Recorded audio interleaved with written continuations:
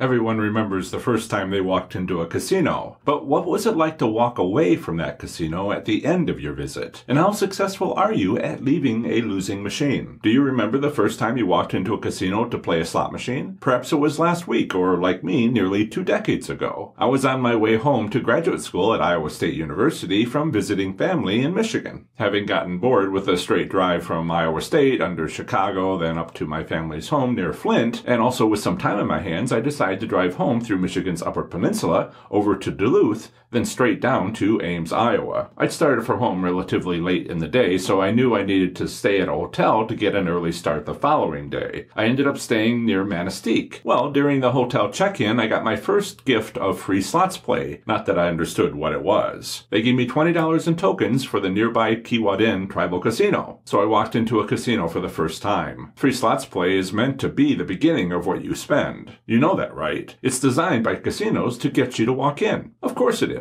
When I walked into that Keewatin casino with $20 in tokens, was that all I spent? No, it was not. I also spent travel money. Not all of it, I'm glad to say. Perhaps as much as $50? I still had enough to get home and eat something inexpensive along the way. What happened was that I was overwhelmed by the casino environment. It was dark and bright at the same time. Cigarette and cigar smoke hung in the air. When I left, I stank of tobacco smoke with my blinking eyes turning red, and my wallet too light to be comfortable. I firmly believe this was the best outcome I could have ever gotten from my first casino visit. When it came right down to it, I still had enough money to get home. Imagine how that first casino visit would have gone if I'd won anything. Your first casino visit doesn't have to be this way for you. I love hearing stories from my audience about casino visits becoming a coming-of-age family event. That is far safer than what I, and perhaps you, went through alone. Early this year, I put out a multi-question survey to my audience. One of its questions was, what tactics are you most interested in learning about to improve your slots play? The third most significant response was leaving. There are a lot of different ways to look at leaving, as individual survey responses made clear. Leaving a casino before spending too much takes practice. So does walking away from a slot machine before spending your bankroll. Both types of leaving go together. But let's back up a step. Let's say you found a winning slot machine either by using my methods or perhaps your own. Good for you. But what happens if it stops being a winner? Let's say you found a winning slot machine by using my tough love approach. You make 10 bets, and if you don't win anything, walk away. If you do win anything at all, continue to 20 total bets. That's when you must make a tentative decision if it's a winning machine. Is it worth continuing to 100 bets? Yes? No?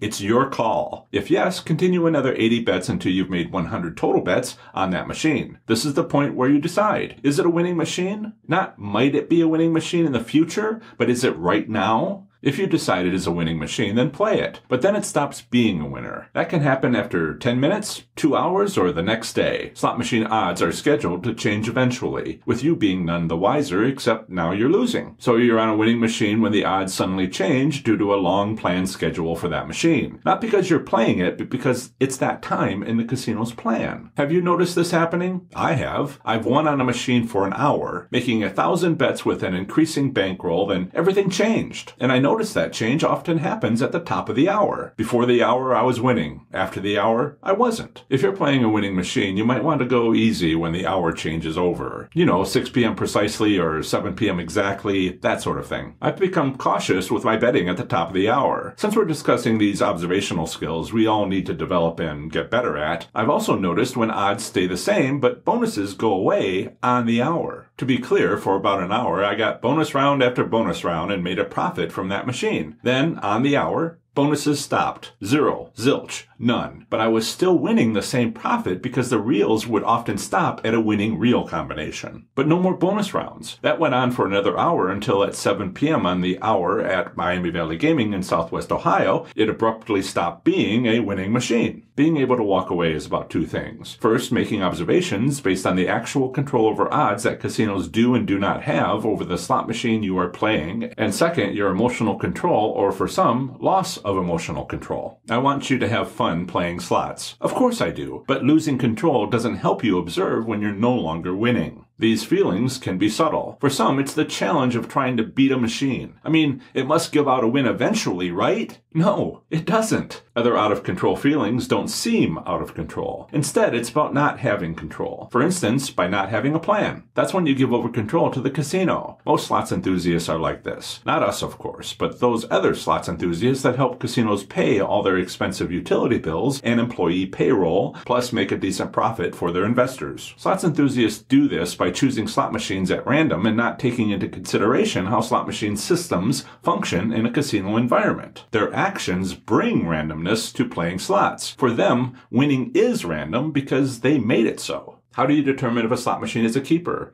I highly recommend this video on an inexpensive way to use my tough love approach to evaluate a slot machine and walk away if it's not a winning machine. I'll see you there.